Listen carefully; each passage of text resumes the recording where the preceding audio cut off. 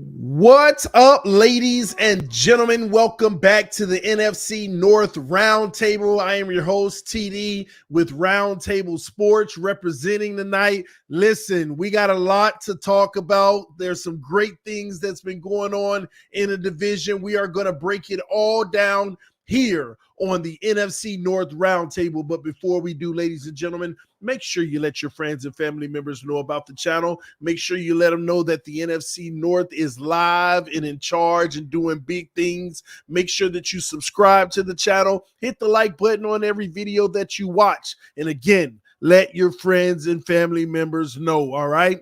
Without further ado, we're going to bring the crew in just one moment, but right before we do, we have a special announcement here at Roundtable Sports. Ladies and gentlemen, make sure that you visit Roundtable Sports because we have some amazing things coming up on the channel. You can subscribe to Roundtable Sports. Our new schedule has been released, and we will be adding on to them as we go. As you can see, our Monday slate, AFC East Roundtable Weekly Recap, followed by Roundtable Sports 3 and Out Game Show. This game show is hosted by our guy Ryan with the Jets. He does a phenomenal job. Make sure you check that show out every chance that you get on Monday evenings, ladies and gentlemen. Some of your favorite hosts will be joining the show. I know this week Dion will be a guest on the show as well. He's going to be taking on myself as well as UCF Jaguar from the AFC South Roundtable.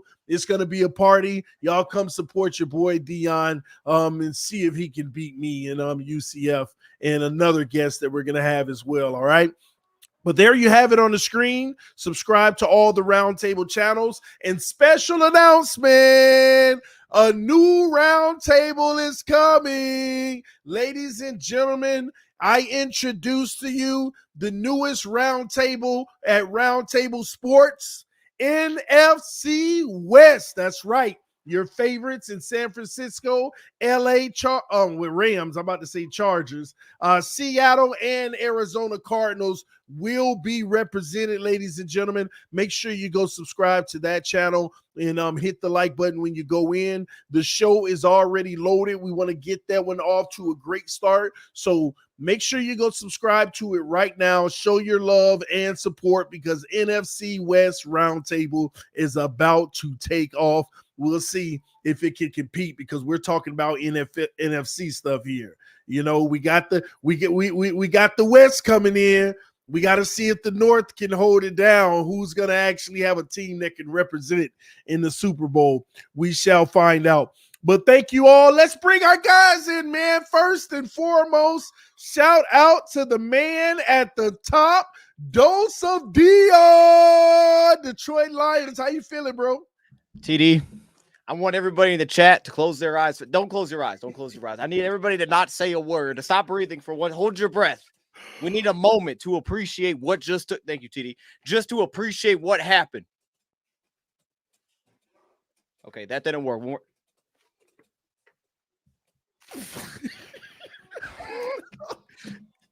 NFC North champs, man. Forget what just happened. All right. We are the NFC North champs.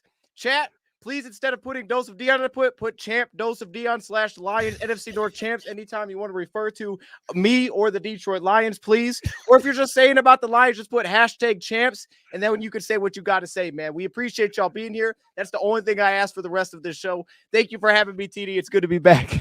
Oh, man. Welcome, champ Dose of Dion. Is that how I'm supposed to do it for the rest of the show?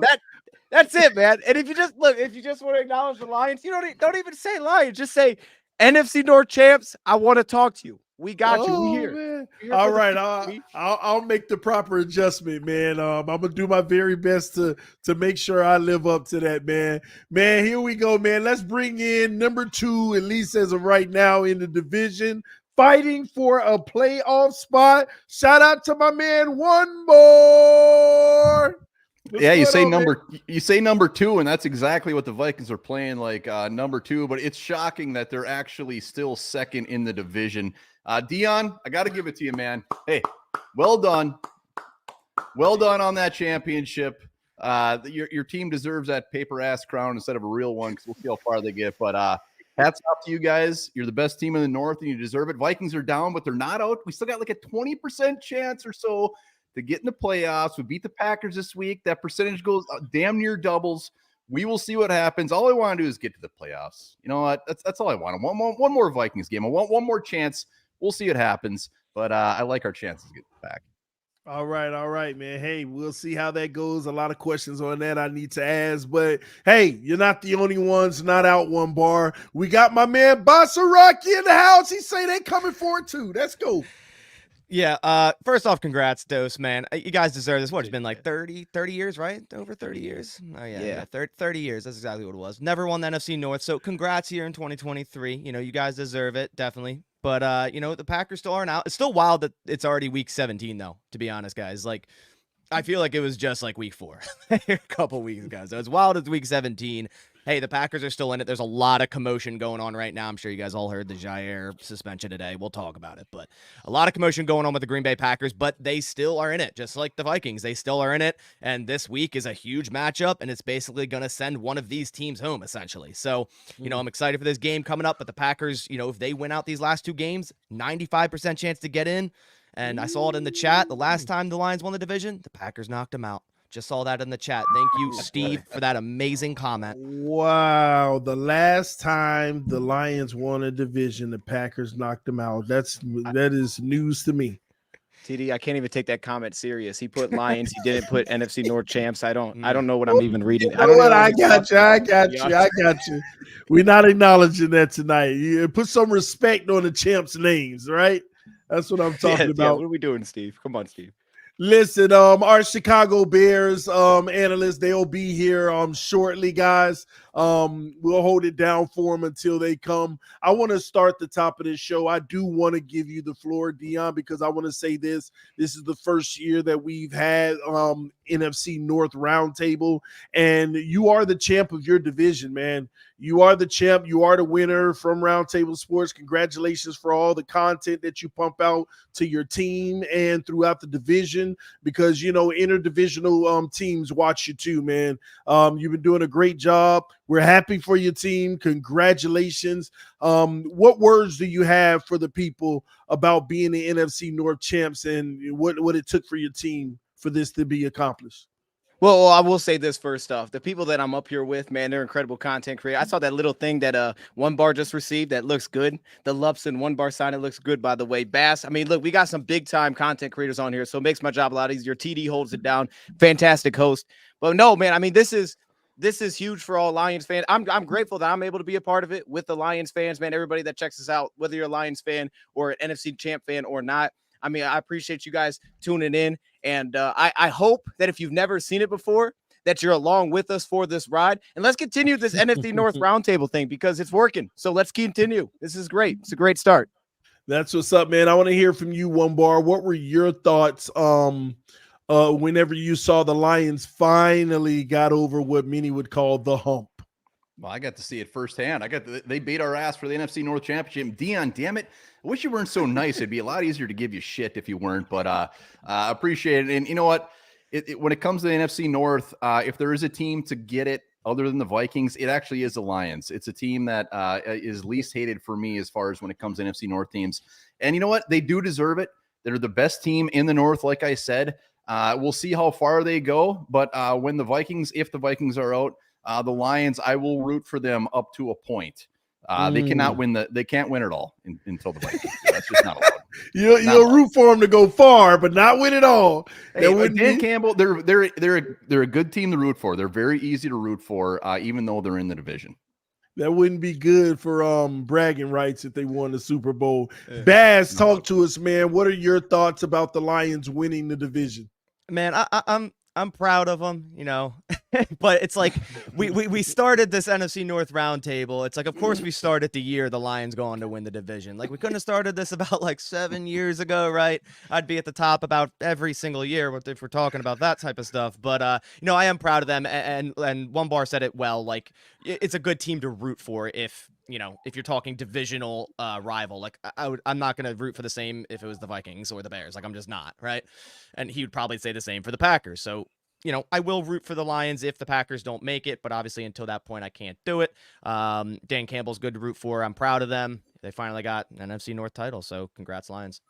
Congratulations to the Lions. And we got another gentleman that wants to say something, Dion, about these Lions. Shout out to my man, Nick, representing the Chicago Bears. Can you guys hear me? Because this has been quite a day. Yes, sir. I am sorry about that, guys. I had to drive 2 towns over because there's no service in my area. But I was trying to tune in from my phone.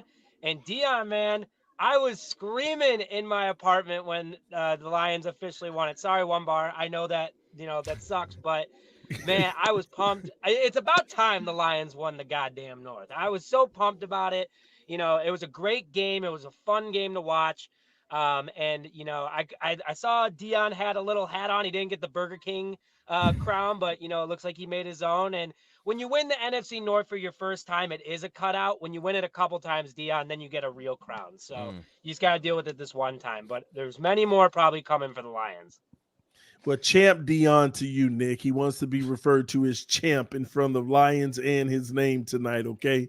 Just FYI. All right, Champ Dion.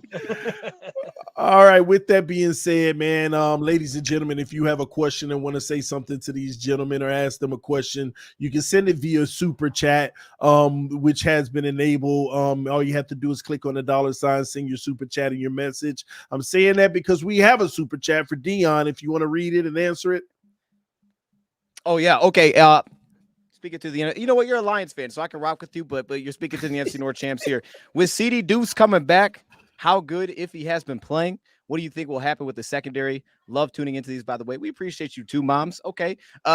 Look, man, with CD Deuce coming back, if he's got to keep getting snaps, he's been huge for us. And he's had a new dynamic that even CD Deuce, as good as I like him in coverage, if he brings something different than a lot of safeties do, his size, his blitzing upside, and also his ability to play tight ends, piece that we didn't really know that we had. And now that we know that we have, with him getting his snaps, he's earned to get reps. So for me, I think CD Deuce is going to get snaps. It's where he may even take some snaps potentially from a guy like Kirby, but you'll see on obvious pass downs, he'll get them 3 safety looks. But I think if he's still got to be on the field somehow, some way. And thank you so much for the donation to the channel. It definitely does support and help us do bigger and better things.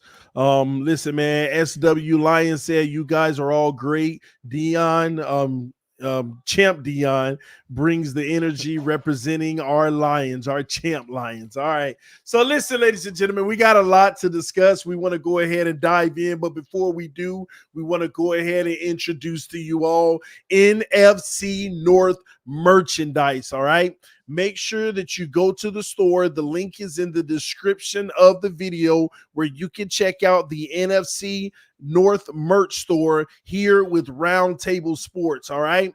All you have to do, click on the link, go through. We have custom t-shirts for your favorite players for your team. We have the NFC North Roundtable logo tee, which you can represent this roundtable. We have the mugs. We have the sweatshirts. There goes the Justin Jefferson graphic tee.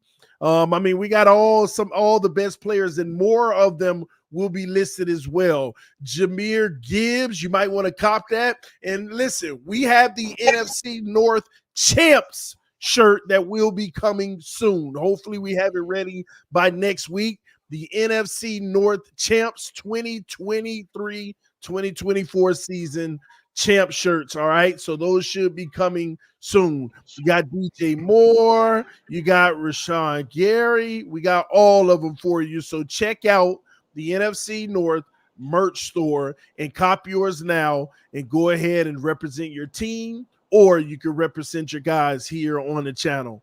Thank y'all, the mugs, everything. Thank y'all for the support. Let's dive in. Let's go. It's time to talk football, baby. This is what we are here for. We want to start out with the game recaps of the week. We want to start out with the Green Bay Packers, who beat the Carolina Panthers 33-30. Let's start out with One Bar in this. Talk to me, man. How did you see this win, and what were your thoughts? The Packers defense is equivalent to Nick Mullins playing quarterback for the Vikings. It's just gross as hell. I mean, hey, they got the win. I got to start with this. They won the game, but I mean, they barely barely. The way that game ended, got past the Panthers. Bryce Young, they basically made him look like the pick he was. They had a coming out party. My assumption is the Panthers did a lot of firsts last week as far as offensively. I mean, I hope Joe Barry gets signed for the next 50 years. I hope they give him a lifetime contract. There's no doubt about it. But when it blows for the Packers, the fact that their guys on offense had a good game, but it gets overshadowed about how horrible their defense was. I mean, and it was absolutely horrible. Jordan Love, good game. Aaron Jones, he had like a $120 plus. And it's just all about the defense. It's so damn bad. And that's why I know we're going to talk about it. Whoever's playing quarterback for the Vikings, Jaron Hall, Nick Mullins, I don't think it matters. I mean, when you look at this defense, I do not think it matters. But like I said, they got the dub. It wasn't pretty, but they won. All right, there you have it. Champ Dion, talk to us, man. Man, no, this is a weird one. This is a weird one because there were certain things that I thought Green Bay offensively against I think it's a really strong defense in Carolina. They have some questions in the back end, but I thought like their ability, they seem to be able to get the run game going a little bit. Specifically, Aaron Jones had some success in this game. The defense, it was shaky, and it was weird because the Carolina Panthers had to do some things to get it working. Chuba Hubbard had some success. They had to get Smith Marset involved a little bit, but when you watch it, man, just the Carolina Panthers all year, they just feel off. I know, I think weeks ago we were talking about Jordan Love, things being a little off. That's how the Panthers passing attack always feels when you watch them. Overthrown passes by Bryce Young. Everything seems always a little bit off there. But the Green Bay Packers offensively, I thought they got some things going. We're now continuing to see Tucker Kraft continue to have success. It feels like every week he's really building on that.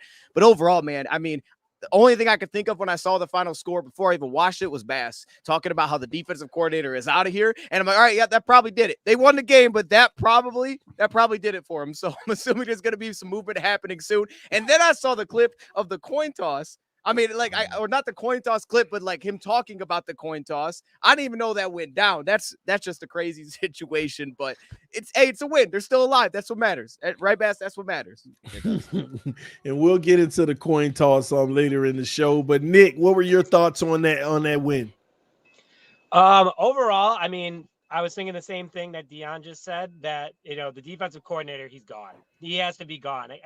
Against Carolina's offense, you can't give up 30 points. And it was tough to watch. But the thing is that Carolina does have a good defense. And I mean, there's been a couple games this year where Carolina, it's been a 1-score game. So it's not like they're, getting blown out, but they are doing a good job at, defensively, at least keeping it together. So, Jordan Love, I thought he looked, pretty good out there. It came down to the wire. And as a Bears fan, I think I said this last week to Bass, but I was like, please defeat the Panthers. Because if you beat the Panthers, then it pretty much locks in that number 1 overall pick for Chicago. And my heart was racing as the game was out on the line. I was like, oh my God, are the Packers just going to do this to stick it to us and just take away that number 1? But not a bad job. It was a good win, but that defensive coordinator's got to be gone. So I was with Bass on that one too. Well, Bass, closed it out for us. What were your thoughts? It was a win, so hey. It was. I mean, I'm happy everyone can see here, right? That this defense is no good, right? But Bears fans, don't worry. Joe Barry will be part of your staff next year, and you'll have to deal with it. So we'll go. Let's go. But yeah, you guys are right. I mean, 30 points to the Carolina Panthers. Win's a win, but honestly, if there's one more second on the clock, it's probably going into overtime. And who knows what happens at that point. But this defense, man, it's just gotten worse and worse as the year goes on. But certain games they do good, and then certain games it's just awful. You see exactly the issues with this defense. I think it was the first time the Panthers put up this many points. It was the first time they scored 4 touchdowns on offense. It was Bryce Young's best quarterback rating game. And you look at the last 2 games before this, Baker Mayfield, NFC Player of the Week, Offensive Player of the Week. Tommy DeVito, Offensive Player of the Week. And I thought, okay, Bryce Young's going to get this, right? It luckily went to Puka Nacua, so we don't have to be talking about that. But the offense in terms of the Packers, man, I still super impressed with them. To put up 33 points against, a Panthers defense, and a lot of people will look at their record and go, oh, they should have done that. But the Panthers defense, like Dion said, does have some nice pieces back there. So Jordan Love looked very comfortable. 219 yards, 2 touchdowns, 109 quarterback rating. Aaron Jones getting back on track here was awesome to finally see him 100%, not on a pitch count, and actually getting the carries he deserved with over 20 carries, $127.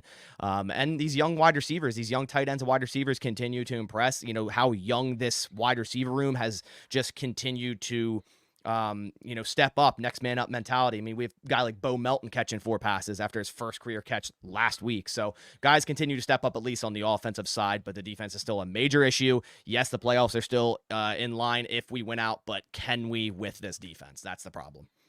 Interesting. But hey, at this point of the year, a win is a win, no matter how pretty or ugly it is. But they definitely got to clean that up if they're going to have a chance. Well, let's move forward to the next game of the week. I want to talk about the Bears beating the Cardinals. Look at the Bears, y'all. That's what's up, man. Listen, let's break this one all down. We're going to start right back with Bass on this. What were your thoughts in this game? So I was kind of like wondering if you are a Bears fan, like, did you want them to win? Because they won, and yet they still don't really have a chance at the playoffs because of the other teams that won, obviously, with the Packers being one of them. So it's kind of like, yeah, you have a 1% chance. I know you're not officially eliminated yet, but let's be honest, it's not going to happen. But winning technically lowered their own pick. Yes, they still have Carolina's, and it's, like Nick said, essentially locked into number 1. But, overall, there's a good day running by the Bears. I saw they got Khalil Herbert involved, 112 yards. Justin Fields kind of came back down to earth a little bit, 71.5 rating, 170 passing, through an interception. Cole Kmet just continues to impress. Like, I feel like every time I watch a bit of a Bears game, this dude's just balling out. So glad to see they finally found a tight end there that can, produce there. But overall, they should have beat the Cardinals, 27-16. That's about what I expected it to be like. So the Bears, 6-9, still last in the division. Like I said, they're pretty much eliminated from the playoffs. So I'm interested to hear Nick's thoughts on this one. There's still a chance, but let's hear from one. Let's hear from one bar. What were your thoughts? Man, Cole freaking Kmet. That guy's going to give me heartburn for years to come. He's still young as hell, too. What is he, like 24 years old? The dude can ball. Man, is he good. The Bears ran the ball and played good defense. What else can you ask for? They got the dub.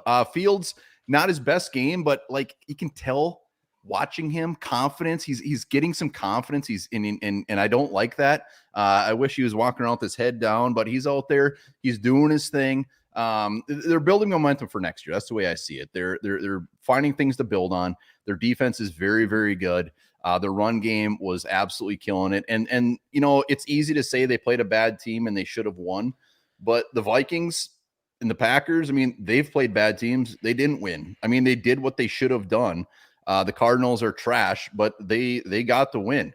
And like I said, it's all about, in my eyes, when it comes to the Bears, it's all about next year. Who are they bringing back? What are they building upon?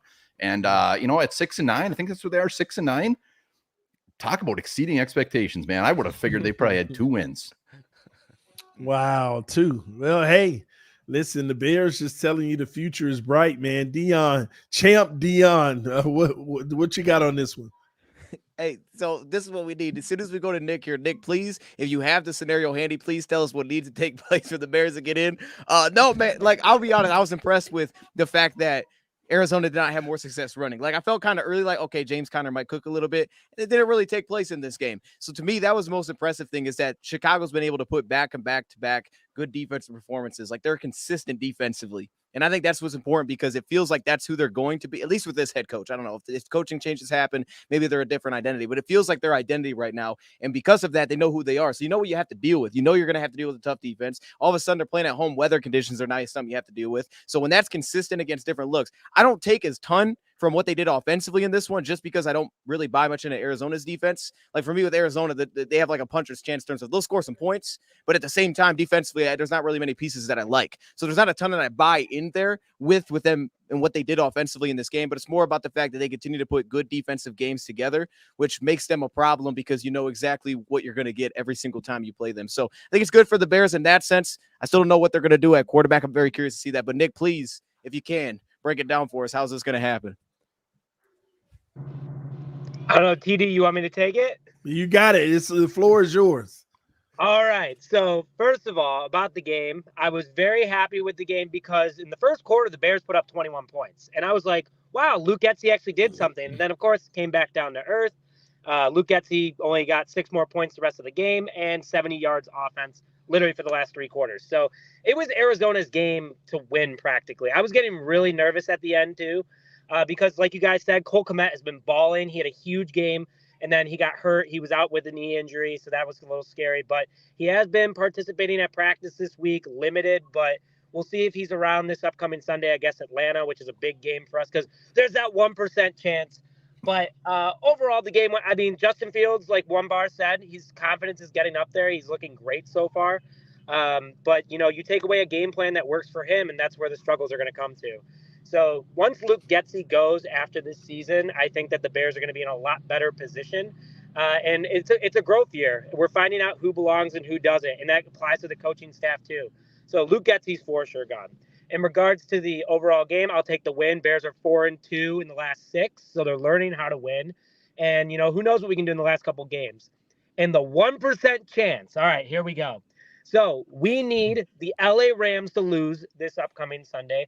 We need the I know, so I don't have it in front of me again. Sorry, guys, but we need the Rams to lose. That's the biggest game for the Chicago Bears. And then we also need in week 18, we need the Cardinals to beat the Seahawks, which that's a stretch. And then we need the Lions to beat the Vikings. And then we also need a Bucks win this upcoming weekend as well. So if all that can happen, the Bears win out, that 1% chance they can somehow sneak in, but I don't know. It's kind of tough. A Cardinals win over the Seahawks. That's a big ask. But overall, I'm pretty excited. There's still a 1% chance. You guys know me. I'll pound the table till we're officially out. Let's go, Chicago. Hey, real quick, Nick, I wanted to ask you, Justin Fields' decision needs to be made, bro. They've been talking about it. They still not committed. He had some good games, made you feel like he was the future. Now they kind of backtracking. Now they're uncommittal. What's going on? What are you hearing? So Ryan Poles came out and has said multiple weeks now that he would have to be blown away by a quarterback prospect in order to move on from Justin Fields. And it makes sense.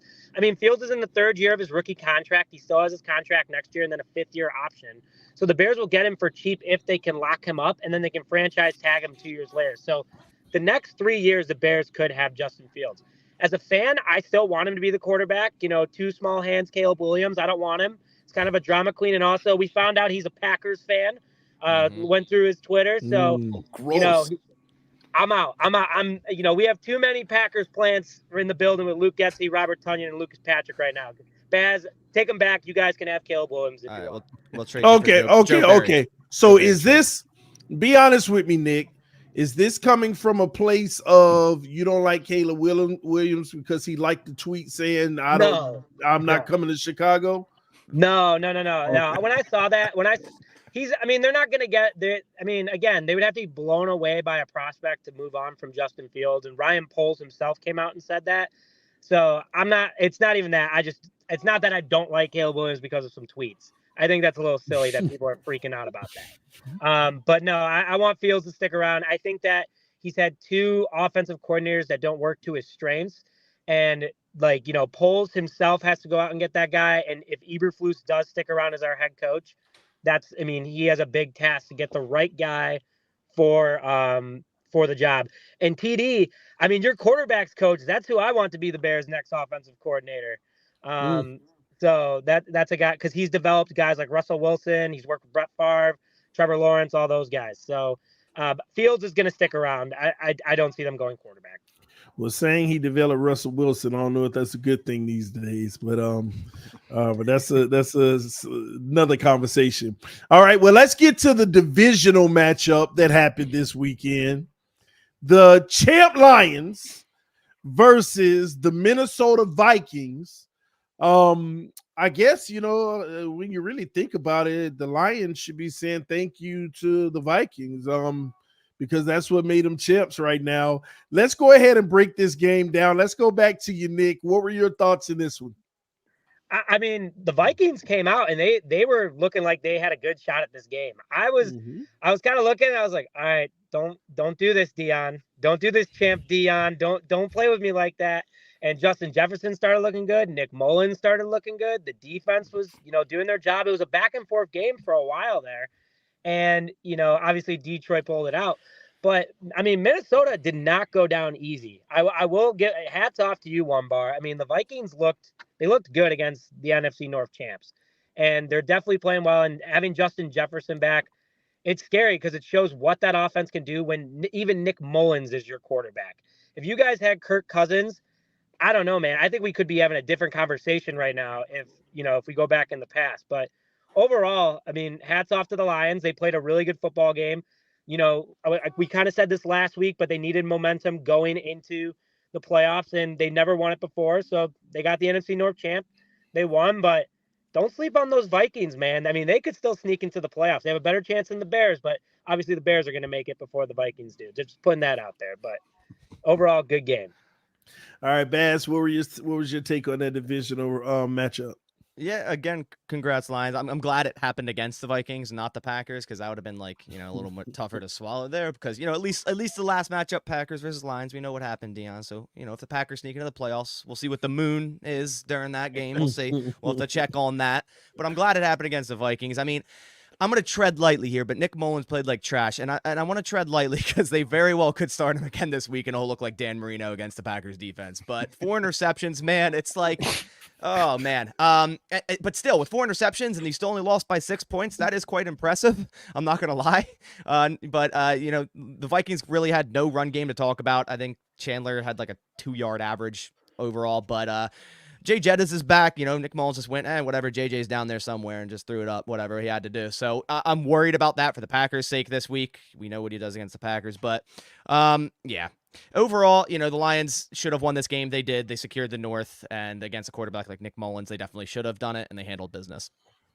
Well, before we get into the matchup with the two teams that were playing, I just got to add this, guys.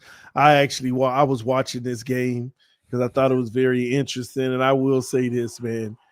When the Vikings got an interception, it was like early in the game. I said, Vikings are going to win this game. Oh, the fumble. They can't. Was it a fumble? It was a fumble. Gibbs fumbled, yeah.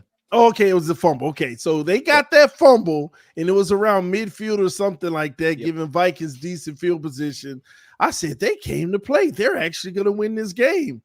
Every time I said that, y'all gave it right back. Like, you gave it right back. I was like, oh, they just said, never mind. There's no hope. No hope whatsoever, man. I got to start with you, One Bar. What was your thoughts on this one, man? Hey, man, stop watching the game then. You sound like bad luck. You're not allowed to watch any more Vikings games. You know what? Where do you start with this thing? I got, you know what? First off, Dion, I'm going to say it again. Congrats to the North. I'm not going to sit and piss and moan and whine. All right? We lost. You guys won the North. I got to give you your props. I'm not going to call you champ until you win it all. So it's just Dion for now. But here's my thing. I mean, 17 rushing yards. We ran the ball 10 freaking times. We ran it 10 times. Time of possession was 38 minutes to 21. Turnovers.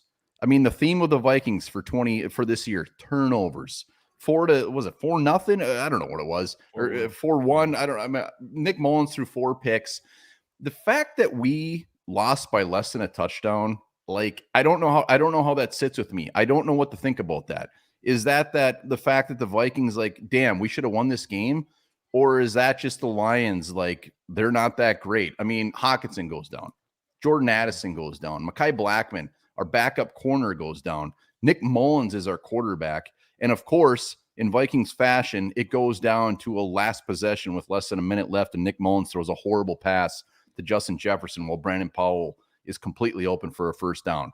So this was a tough one to swallow. At halftime, I think it was like a 3-point game. And at that point, I'm thinking, like, you know what? We're going to get the ball at halftime. We actually have a legitimate shot to beat a Lions team that is pretty damn healthy right now, which shouldn't be the case. Like, this would have been much better if we lost by 40. I would have slept a lot better.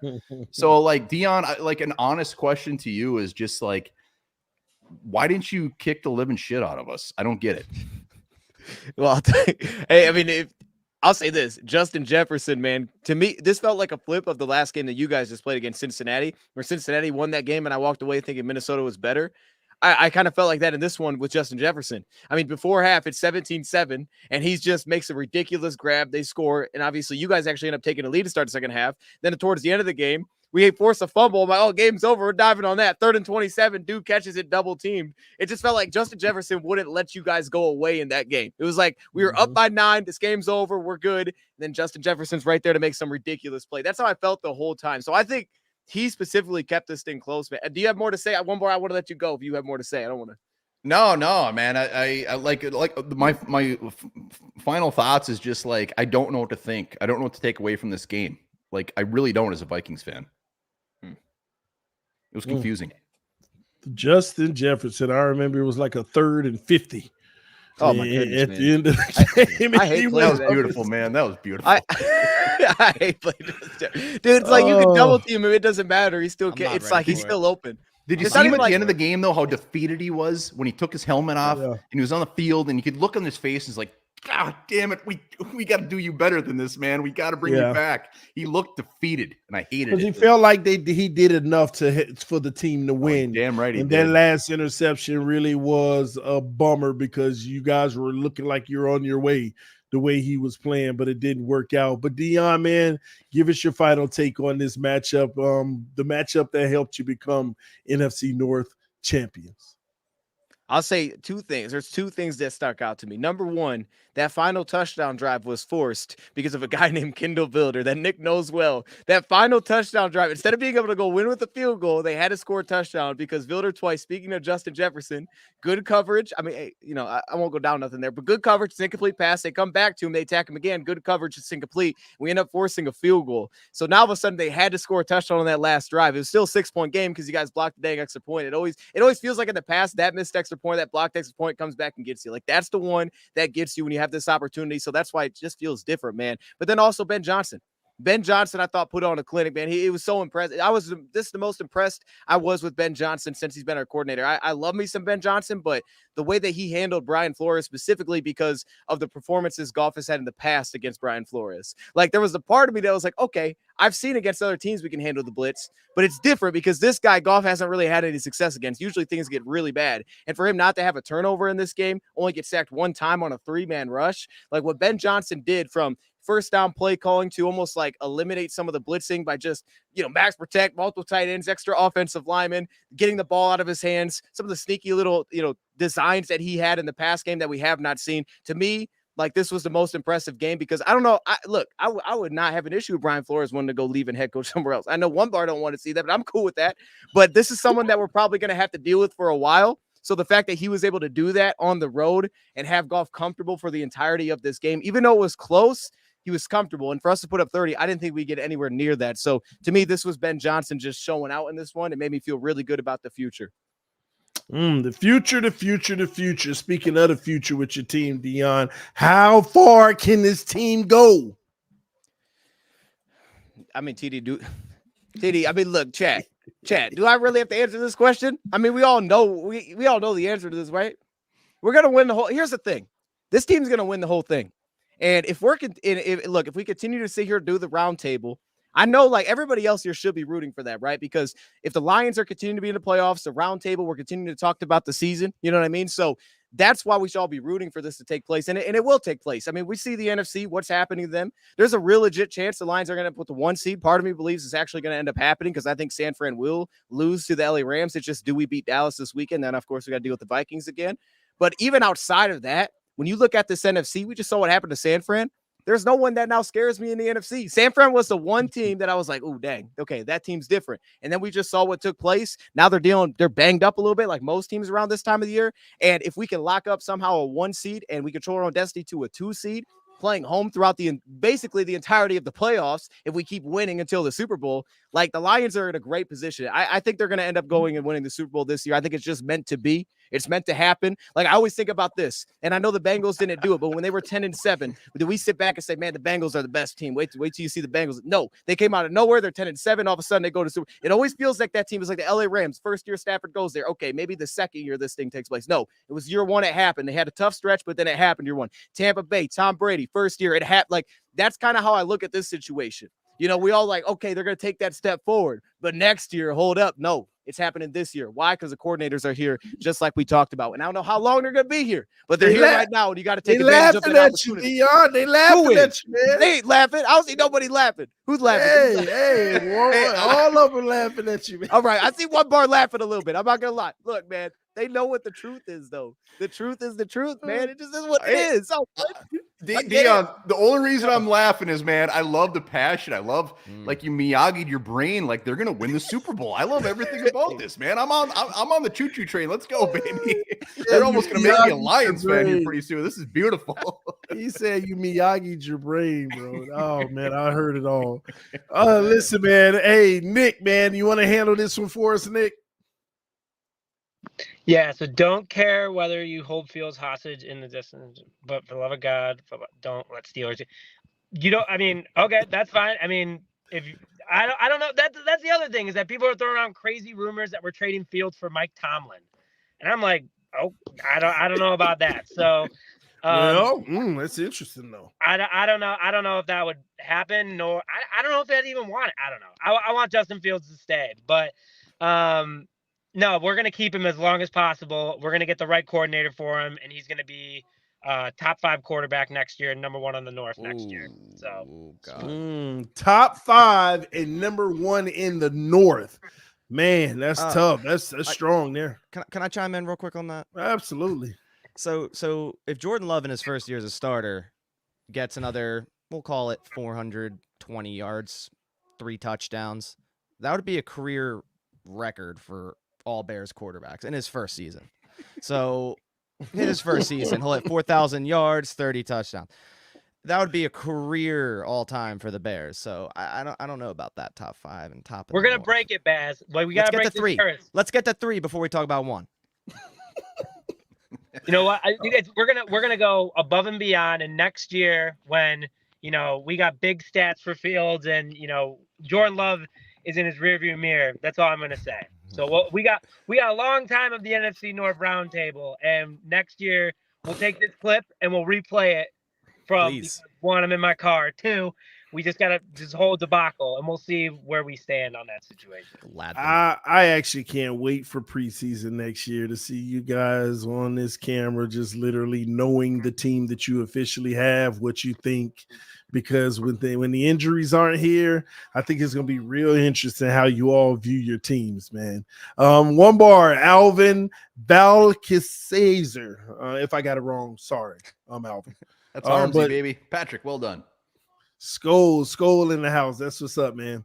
All right. Listen, man, let's move right along. I got a few more questions real quick. I want to go to the Vikings. One bar. Talk to me. How big is the TJ Hawkinson loss? And who's the freaking quarterback this weekend? I mean, talk to me, man. I mean, Hawkinson is huge. That hurts so bad. When the Vikings didn't have Jefferson, we didn't have Cousins, and we were going on that win streak, it was because of TJ freaking Hawkinson. The guy, it hurts so bad. The worst part is you go from TJ Hawkinson to Johnny Munt, and everybody here is probably saying, who the hell is Johnny Munt? And that's what you should be saying, because it's Johnny freaking Munt. We got Josh. It's horrible. And the worst part is Jordan Addison's got an ankle injury, and I would be surprised if he plays. So our offense, which should be our bread and butter, takes a big hit. And when you talk about the quarterback, I don't think it matters. It's gross and grosser. So throw somebody out there. I mean, at this point, I think Vikings fans want to see Jaren Hall just because it's the unknown. Nick Mullins, my hope was Nick Mullins, go in there, be a game manager, don't do anything stupid. What did he do last week? A ton of shit that was stupid. So put Jaren Hall out there. I know he's a 5th-round rookie quarterback. Can it get worse? Yeah, but you know what? Let's see it. I mean, if it can get worse than this, prove it. Jaren Hall, at least he can make plays with his legs. And again, he's the shiny toy on the bench that nobody knows anything about. So if I had to bet on it, I would say it's going to be Jaren Hall, just because if it was Nick Mullins, why wouldn't they already have said, like, we're rolling with Nick Mullins? I mean, he started 2 weeks in a row. What's with the gray area here? I mean, so I think it will be Hall.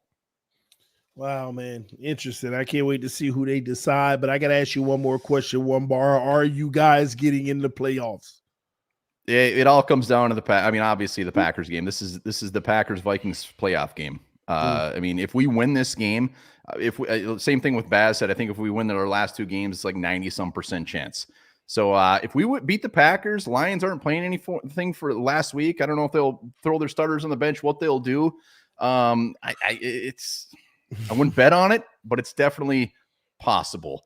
And I got to say one thing, and this is going to sound like I'm being really rude to the Lions, but like, I think I'd rather play the Lions than either the Packers or the Bears right now. I'm sorry. Ooh, man. Wear that crown of pride, but like, honestly, it's true. Man, all right. Well, you're gonna have to play them, so we'll see how that goes, man. Real quick, let's go down to Green Bay with Bass here.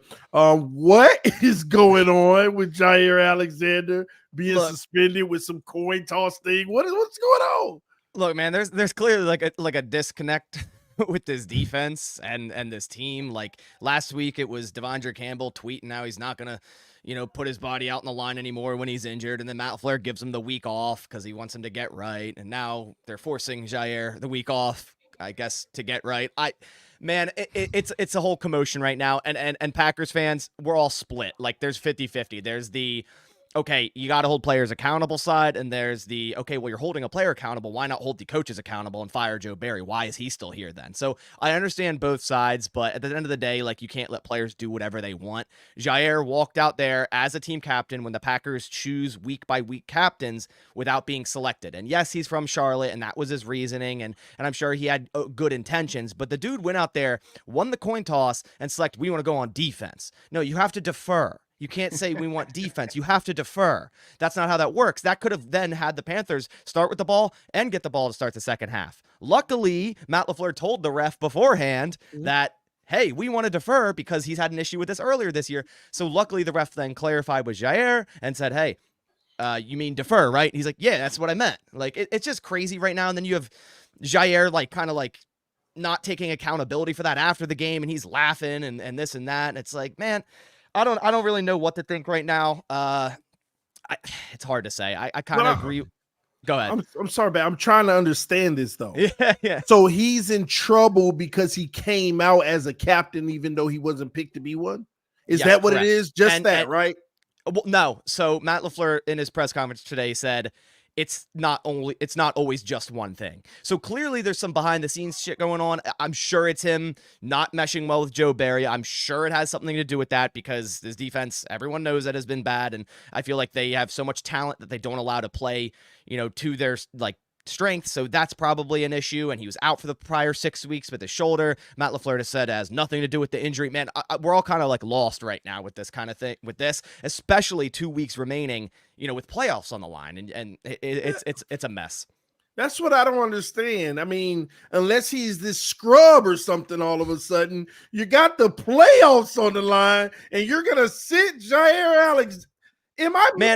What am I missing here? I'm trying to understand. I don't know, but I'll say this. Jair hasn't been good this year when he played. He's been hurt. But, hey, even if he was out there, Justin Jefferson's still going to be wide open in the middle of the field. They're not going to cover him. They'll put Preston Smith over him a couple plays.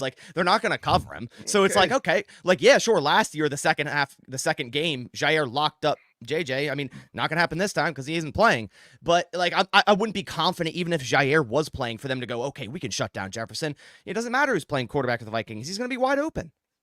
Wow. Well, if you could quickly give me your Jordan Love's evaluation as we ask you every week. Super, super high on Jordan Love. And it just continues to grow every week. I feel like he's had an excellent second half of the season. 3,500 yards right now, 27 touchdowns, not interceptions. He's not a Bears quarterback. 11 interceptions. I've been very impressed with Jordan Love and his growth, and I feel like this year was meant to see what Jordan Love is, and I think we got that answer, and I think he is the future at quarterback. I've been super impressed with him, especially considering how young this offense is, how many young weapons, how many guys they had randomly have to step up, like Malik Heath, Bo Melton, 2 undrafted guys, Bo Melton from a couple of years ago, but Malik Heath from this year. I've been super impressed with Jordan Love. All right, you want to handle this one real quick? Where's it? Coaching issue, not player, free Jair. Joe Nathan, appreciate you, man. Big supporter of the channel. Yeah, I think both. I think it is a coaching issue, and yeah, they got to hold the coaches accountable, but also like you can't let players do whatever they want. So yeah, sure, some people say, well, just fine him and let it be that, and let him play in a game that's very important. And I do think that could have been settled that way, but I also understand why Gutekunst and Matt LaFleur went this way. If they did nothing, people would be calling Matt LaFleur spineless. So it's hard to say. You can't win in a situation like this. It's really hard.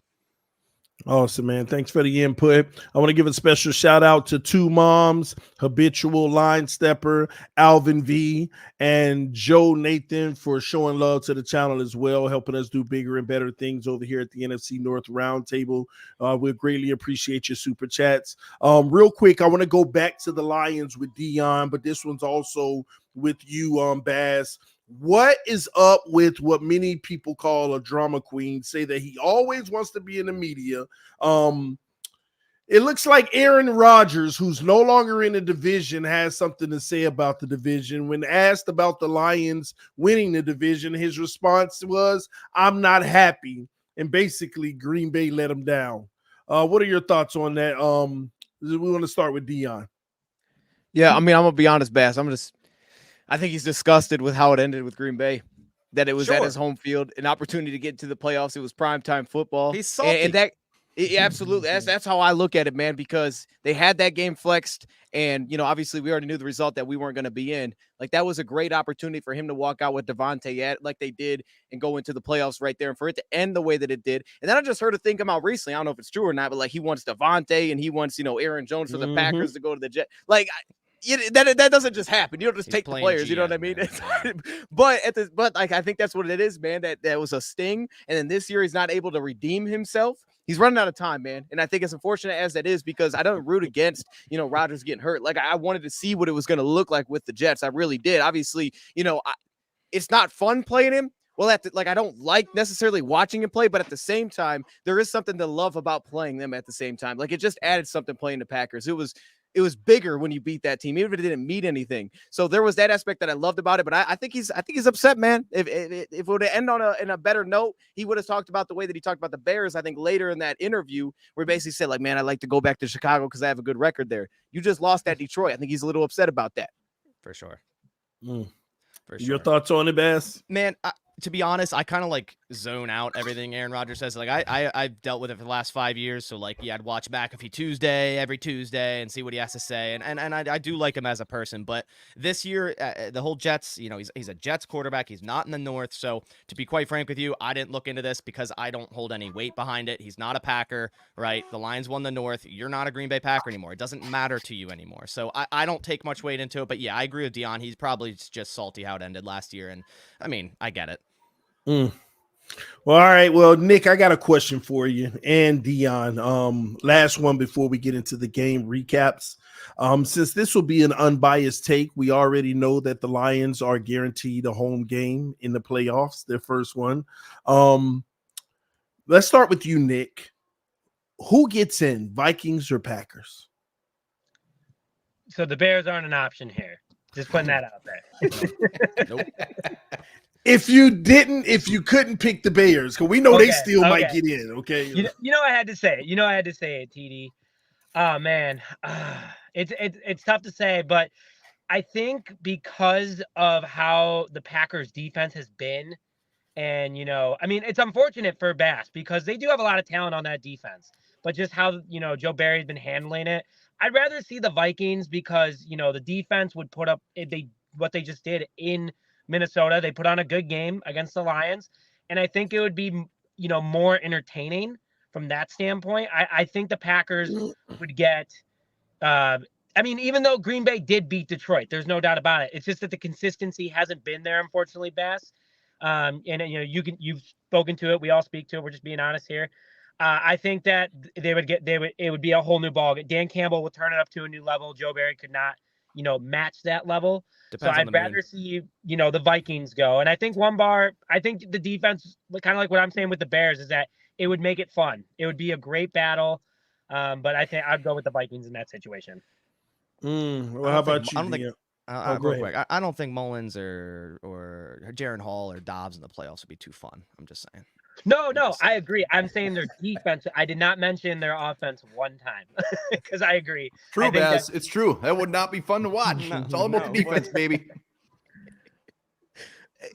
So I don't know how this works out because I think last time we were on here, I would have said take the Packers.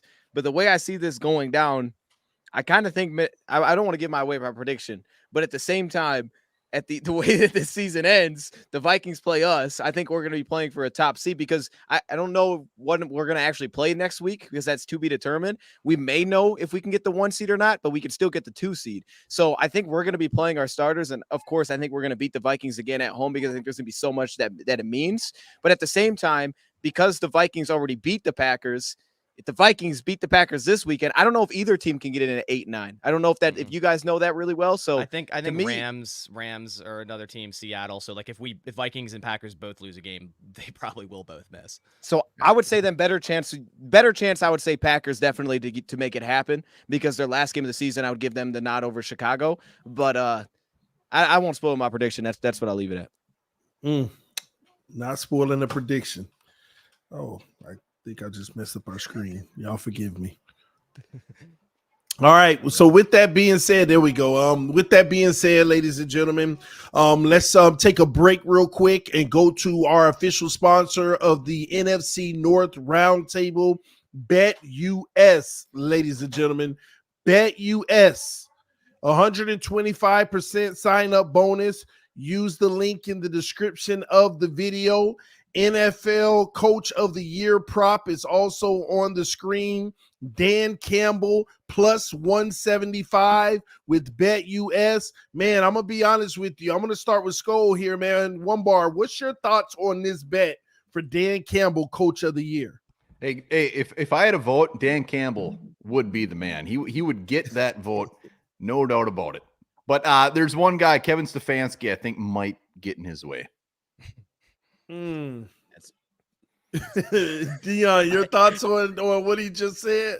I mean, I understand why he said it, but I mean, it wouldn't shock me. It would make sense. I think the Colts, I think Steichen, I think the Texans with D'Amico Ryans, and maybe even I don't know, maybe throw Stefanski into that mix. I don't think the other two teams get it because I think they're too questionable for a playoff spot at this point. And then Stefanski, man, I don't know. That's an interesting one. I don't know if they're giving him enough respect for what he's done there with the amount of quarterbacks that he's had to go through. To be honest, man, I mean, it's incredible what they're doing like on 4 quarterbacks. So, yeah, I think honestly, if anything, we should be looking at giving out like an executive of the year kind of award to Brad Holmes or something, for the way that he's built this darn roster. But I think when you look at Campbell, it has to go beyond the record. It has to be to just looking at the history of the Lions saying, yeah, this is different. This is something that we don't ever see. And I don't know if you guys know this, but Lions posted it. It's the first time the Lions have won 20 games in a 2-year span. Like, that's an insane stat. Just thinking about that is pretty awful. It's like you can't go 10-6 back-to-back years in the past. So I think that alone puts him into that spot. If you consider last year and where it's built onto this year, I think what he's changed for the culture would give him that nod.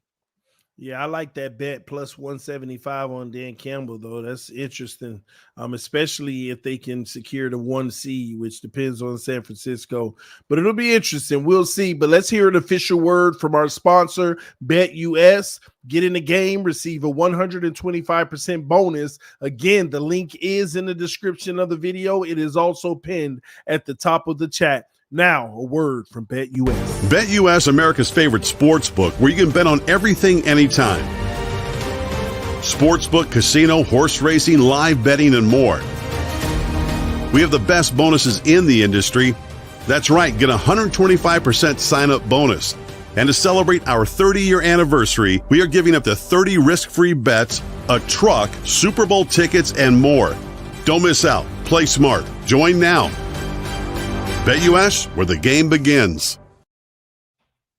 There you have it, ladies and gentlemen. Supporting our sponsors is supporting the channel. With that being said, let's go ahead and dive into this week's previews. We got some good matchups coming up. First and foremost, I want to start with the Chicago Bears at home versus the Atlanta Falcons. One bar, what say you in this game? All right, Bear. So I think this is actually a pretty similar matchup here. I mean, this is going to be a very interesting game. I think Bears have been looking really good. I got to give them some props. And I think the Chicago is going to get after their quarterback pretty consistently. I think Justin Fields is going to get his on the ground and really bearing some crazy amount of turnovers from the Bears. I think Chicago will win. I think they should win. And the fact that they're playing in Chicago gives the Bears a pretty damn good advantage. So I do think they're going to win. Like I said, I think Fields is going to get his on the ground. I mean, I could see the Bears winning like 23-10. 23-10 for the Chicago Bears over the Falcons. I like that. Dion, what say you? Yeah, the big thing for me in this one is, can Chicago make Taylor Heineke uncomfortable? That's the big thing that I'm focused on this one, because, again, I buy into that defense. I just don't buy into them creating consistent pressure without blitzing. And if you look on the flip side, I really like Atlanta's defense. I think Atlanta's defense kind of put everybody on notice last week. Like, hey, we're still really legit. That front seven they have, the linebacker play with guys like Ellis, and they have a matchup for DJ Moore with AJ Terrell that makes that really interesting. So to me, I love the way that they match up defensively. I think they can handle it defensively and keep this thing low scoring. It's just, does Heineke get super uncomfortable in this game? Because last week there were times where it looked okay. It was like, oh, he's taking the flat. And other times it looked really rough. I'm actually going to go Atlanta in this one. I'm sorry, Nick. I'm taking Atlanta to win this game. I don't really feel confident either way, to be honest, in this one. But Atlanta, I mean, they're playing right there for trying to get into their playoff spot seems like more realistic. I love their scenario broke down, but it just feels more possible. I'm going to go Atlanta sneaks this one out. I'll go like 21-20. 21-20. Interesting.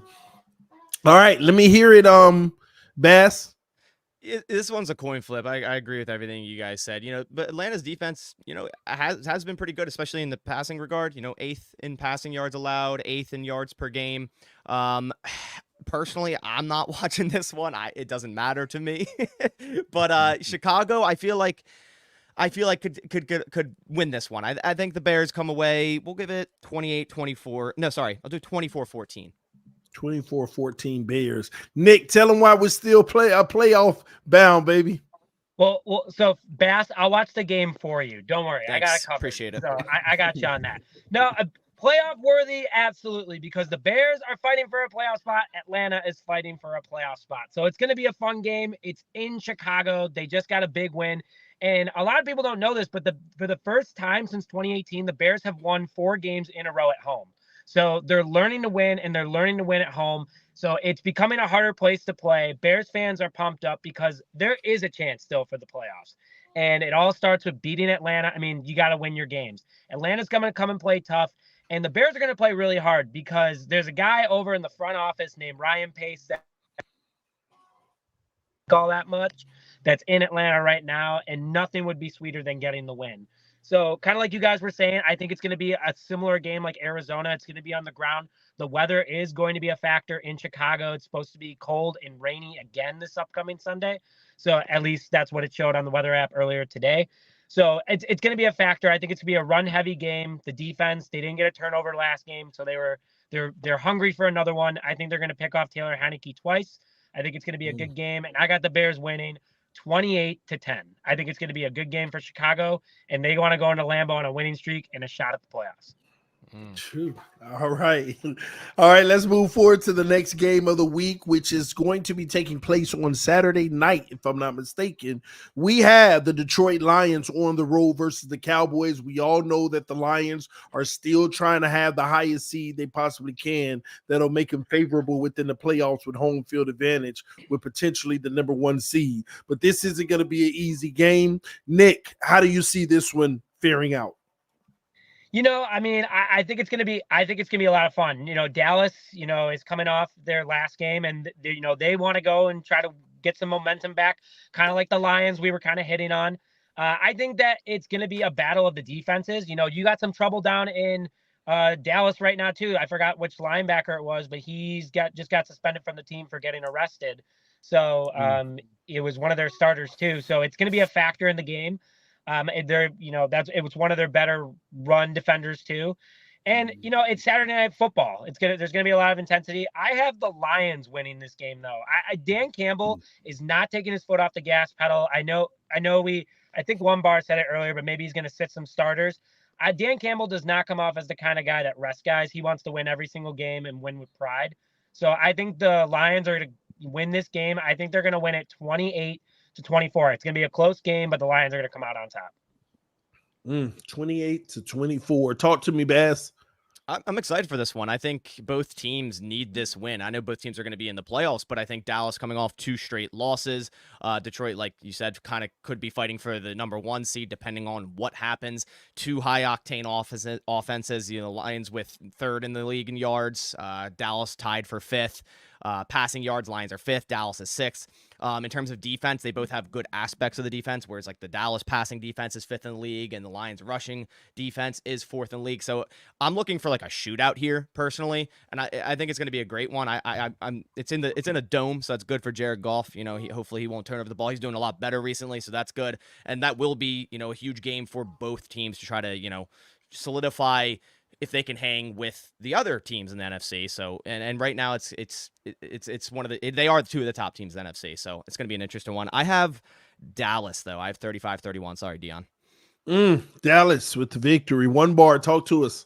Oh, this is going to be a great one. This is going to be playoff atmosphere, baby. I mean, these are going to be 2 juggernauts in the NFC when it comes to playoff time. So, Dion, man, this is a chance. This is a chance for your boys to shut everybody up. Go out there and beat the living hell out of the Cowboys. It's going to be good. I mean, Cowboys +8 in turnovers. They do not lose at home. 2 very good offenses going at it. Dak Prescott needs to come out and shut everybody up as well. So the Cowboys, like Baz said, coming off a 2-game losing streak, they got a lot to prove, man. This is going to be a very, very tough game. If the Lions end up beating the Cowboys, I'll come on next week and give Lions their flowers, man. I'll be like, damn it, you guys are going to make a little bit of a run in the NFC. But I think it comes down to this game. Saturday night, I cannot wait. I think there's going to be a shit ton of points scored. But when all is said and done, I think the Cowboys are favored by like 5 or 6 right now. I think that's pretty fair. I'm pretty close to Baz. I think like 20 or 30 to 25, somewhere around in that range. But I got the Cowboys. I'd be surprised if the Lions win. But like I said, if they do win, Dose, I'm coming on next week and giving you some love. Man, Dion, it sounds like Nick's the only one that has your back, man. Talk to us. Why is 1 bar and Bass wrong?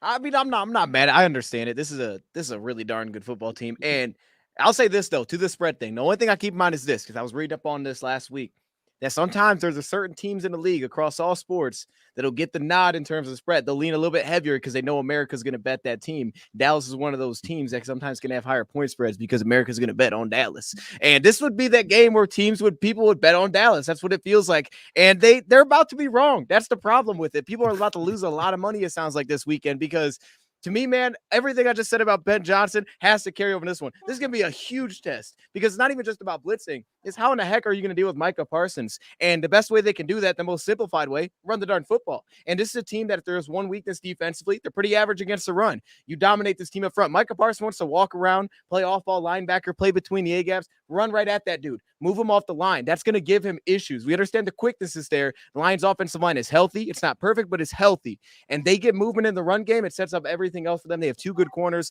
We have guys that can win. Jameson's emergence. And then I flip it on the other side, and I just say, CeeDee Lamb. We just had to deal with Justin Jefferson. Now I got to deal with CeeDee Lamb. I think there's a gap there. I think Jefferson is better, but Lamb will play everywhere. So everybody has to be on point in terms of you're going to put 2 guys on that guy. How do you deal with him if he will be huge for Ferguson? But I'm with you guys. I think it's going to be a high-scoring game. I'm going to say 31-27. The Lions win this thing. And like I said, people are going to lose some money this weekend, man. The Lions are going to be set up to get the 2 seed. At 31-27. That would actually cover, Dion. That would cover. There you go. There you go. Win-win for everybody. All right. Well, we got a juggernaut matchup within the division because this game pretty much is going to determine which team advances forward to potentially get that last playoff spot. Between the Minnesota Vikings being at home versus the Green Bay Packers, Packers have to travel to Minnesota. Tough, man. Tough. I mean, this is going to be a good matchup in the division, though. Let's start with Dion on this one. How do you see this one faring out? Man, this was difficult. This was difficult because I think the simple point is I do trust Jordan Love more than I trust what's going on with the Vikings at quarterback. And I actually thought Jordan Love did some good things last week to what Bass was saying. Like his ability to get off schedule, deal with pressure, get outside the pocket, and just make that big-time throws. Like, he looks comfortable. He looks real comfortable in their offense, and he's looked like that recently. So I feel pretty good about the quarterback. However, I think Minnesota is a better football team right now. That defense right now for Green Bay does not give me a lot of confidence. And I understand there's issues, but dealing with Justin Jefferson is a different animal, especially without Jair Alexander. To me, I think this Minnesota defense is legit. They are going to blitz a ton, so I'm very curious to see how that works out for Jordan Love. And then on the flip side, like offensively, yeah, how do you deal with Justin Jefferson? We'll see where their weapons are at because it seems like they're going to be kind of banged up. And I think they'll have a run game in this one, which they don't typically have. And I think that'll be the difference. So I'm actually going to take Minnesota to win this one at home. And then of course they'll have to play us, I guess, to try to get into a playoff spot. But I'll take the Vikings to win this one. I think it's going to be down to the wire, though. They'll have to keep it somewhat low scoring. I'll say 24-21 Vikings. Nick, talk to me. This one's tough because it is in Minnesota, but Green Bay is fighting a lot harder to make their playoff hopes stay alive. I mean, it's tough. That Minnesota defense, just playing them recently, Dion and I can both speak to it because we played them most recently. It's a tough battle.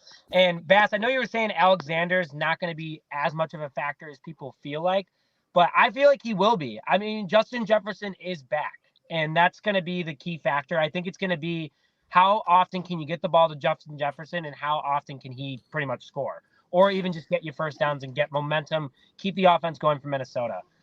It's going to be a really close game. I feel like this one's going to go to overtime, but I got Minnesota winning this one 36-33. I think it's going to be the game of the week. No doubt about it. But yeah, it's going to be a close one. I think Jordan Love it's going to be a real good challenge for him. And Bass, I'm sure you're going to speak to it too. But this is going to be something that I'm excited to see if Jordan Love can handle or not, because it is a tough defense in that. Bass, tell us, how is it going to fare out? Man, it's classic NFC North, man. It's not the last week, but it's for a playoff spot for both teams. Like whoever loses isn't going to make it in. I mean, that's the facts of it. Jordan Love, I agree, Nick. Jordan Love versus this Minnesota D is going to be something to look after. And the one thing is he's good against pressure. So I know Flores loves to bring his pressure, and Love has handled that very well this year so far. So I think that's something to keep an eye on. But then on the flip side, you have whatever quarterback, it doesn't matter, versus Joe Barry. And you said Jair will be a bigger, point to what I've been saying. The thing is, like, Keyshawn Nixon's still going to be lined up over Justin Jefferson when he's in the slot. So it really doesn't matter. Like Jair barely, last year he followed him in that one game, but they wouldn't have done that. Joe Barry wouldn't have done it. I think it's important for the Packers to shut down the run in this game. If they can do that, which they have a horrible run defense, if they can do that, I think they come away with a win here, and it's going to come down to getting turnovers also on whoever quarterback of the Vikings is. Just put three players on Justin Jefferson, honestly. But I think it's huge that the Vikings will have no Hawkinson, maybe no Jordan Addison. The last 5 games, I think I'm 4-5 choosing the Vikings as the curse. So, I think the Packers are going to win, but I got Vikings 28-24. That's not polite. Wow. Against your team for some reverse psychology. One bar. Let's see if you're going to match that energy. Well, first things first, it doesn't matter who starts for quarterback for the Vikings. It's not going to come down to who starts for the quarterback for the Vikings. And this is going to be a New Year's Eve night game. So by halftime, I'm going to be speaking some sort of language. I'm not even going to know what game is on the television. I'm going to have to rewatch that thing the next day. But you guys are right. It's going to be a great game, and it's going to be close, and it's going to come down to the end, which is going to be absolutely horrible. But that's, as Vikings fan, that's what we got to do. Here's the thing. The first time the Vikings played the Packers, Jordan Love did not have a good game. How's he going to follow that thing up? I mean, Jordan Love seems to have done much better the second time he's played teams this year. And you know what? I fully expect him to have a better game. It's just how good of a game is he going to do? Justin Jefferson, the dude is going to tear it up. He's going to have huge ass numbers. Absolutely. Is it going to be enough to beat the Packers? Vikings got to get the running game going, something that they haven't really stuck to, but they have to get it going. And then it like I said, it's going to come down to the Vikings defense. How good are they going to be? Is Danielle Hunter going to get after it? We're going to have to shut you guys down, because I know even without Hawkinson, even without Addison, we're going to put some points on the board. The Panthers scored 30 last week. We're going to put some points on the board. It's just a matter of not turning the ball over, something that we do all the time. So if we can limit turnovers, I mean, like, even if we can have only 2 turnovers, that's a huge win for the Vikings. A huge win for the Vikings. I'll take 2 turnovers. We can't create any. I'll take 2. So I think it's going to come down to the fact that the Vikings need to get something going on the ground. It doesn't have to be overly fantastic, and just getting in Love's face early and often. But I do think the Vikings It's not very often they beat the Packers twice in one season. I do got them winning, but it's going to be close. I don't know if it was Nick. Somebody said it was like 24-21. It's going to be close and uncomfortable. 24-21. Well, there you have it, ladies and gentlemen. Those are your game previews. Once again, congratulations to the Detroit Lions winning the division with 2 weeks left to play in football. That's even more impressive, to be honest with you. But before we get out of here, ladies and gentlemen, we want to give a special shout out to another one of our sponsors, Sleeper. Get up to a $100 deposit match on Sleeper using code NFC North, okay? Sleeper has a minimum deposit of only $10. So if you want to get in the game, all you have to do is deposit $10. They will match it. So you'll have $20 to play your games and make your picks up to 100 times your money. All right. Download Sleeper, link in the description of the video. Let your friends and family members know about it as well. And tell us how you do on the app. All right. And without further ado, thank you all for tuning in. Make sure that you punch that like button. NFC North Roundtable. Once again, we're going to get final thoughts starting with Nick. What are your final words here? Playoffs are not out of the picture. Bears are winning this weekend. We're going for it, baby. Hey, that would be crazy, but hey, anything's possible. Bass, talk to us. Man, I'm gonna laugh when the Vikings, Bears, Packers, all of them just don't make the playoffs. And it's just the Lions, and we just have to sit here week 18 and just crown Dion the entire show. It's gonna be bad, but there still is hope. There's a lot of commotion going on right now, but hey, you got to handle this week. It's a massive game. I'm super excited for it. One bar, talk to me. Hey, it's going to be a fun week in NFC North. I mean, Vikings, Packers, see what the Lions can do against an NFC North contender with the Cowboys. Nick, I gave the Bears some love earlier, but I could give two shits what happens between the Falcons and the Bears. But it's going to be a fun week, baby. Fun week it is. Dion, last words? Well, champ Dion, champ Lions. Last words. You know, Baz, if that does happen, man, we can get y'all some of those Jameer Gibbs shirts if y'all want to show up, y'all want to rock those just to give some support. You know, we'll take any support. And also shout out to Nick though. My man, I thought he was getting pulled over at one point there. I was laughing. He's sitting in the car doing the show. So shout out to Nick, man. That's dedication. That's what's up, man. Let's get to 200 likes on this video, ladies and gentlemen. Go ahead and punch the like button. We had over 280 people in here at one point. So hit that like button. Show your love and support for the NFC North Roundtable. Listen, we're doing bigger and better things. We're trying to get to 3,000 subscribers as well. We are not far. Definitely less than 500. So subscribe. We have more than 3,000 people that watch these videos. So make sure that you subscribe. And until next time, we love you all. Salute to the chat. Salute to everybody who's been rocking with the NFC North Roundtable. It is greatly appreciated. We love you. And shout out to Roundtable Sports, the mother channel. Peace. We are out. Until